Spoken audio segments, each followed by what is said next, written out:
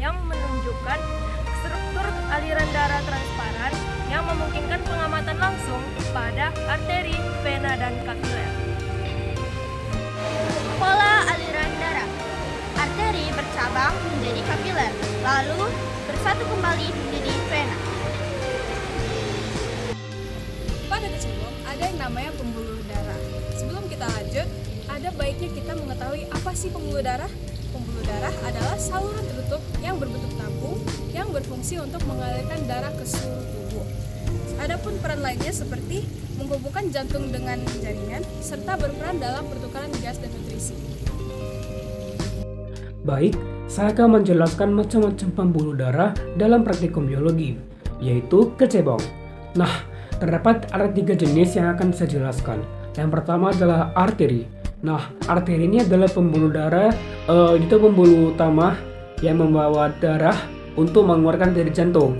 Sedangkan vena yang kedua, vena ini adalah pembuluh darah yang membawa darah untuk kembali ke jantung. Sedangkan yang ketiga, kapiler. Nah, kapiler ini adalah jaringan yang halus dalam ikatan antara vena dan arteri yang dimana pertukaran darah dengan jaringan tersebut terjadi.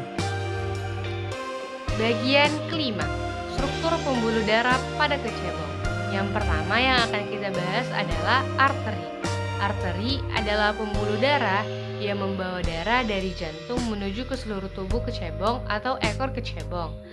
Pada kecebong, arteri ini terdiri atas diameter yang kecil serta dinding yang tebal dan kuat. Dan yang kedua adalah vena. Vena adalah pembuluh darah yang membawa darah dari jantung menuju kembali ke jantung. Pada kecebong, vena ini memiliki dinding yang tipis, tidak elastis, dan juga vena berdiameter sangat besar. Dan yang ketiga adalah kapiler. Kapiler yang halus dan tipis menghubungkan keduanya untuk pertukaran gas.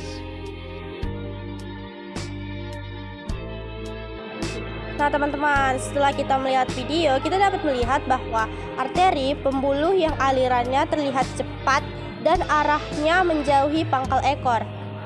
Arteri ini menuju ujung ekor. Lalu ada vena. Vena pembuluhnya yang alirannya lebih lambat dari arteri dan arahnya menuju pangkal ekor atau kembali ke jantung. Dan yang terakhir ada kapiler, terlihat sebagai saluran-saluran kecil yang sangat sempit di mana sel darah harus mengalir satu persatu seperti antrian. Kecepatan pergerakan. Nah, jadi yang paling cepat itu terjadi pada arteri karena mendapatkan tekanan langsung dari denyut jantung. Lalu yang sedang atau lambat terjadi pada vena karena tekanannya sudah menurun jauh setelah melewati kapiler. Dan yang paling lambat terjadi pada kapiler.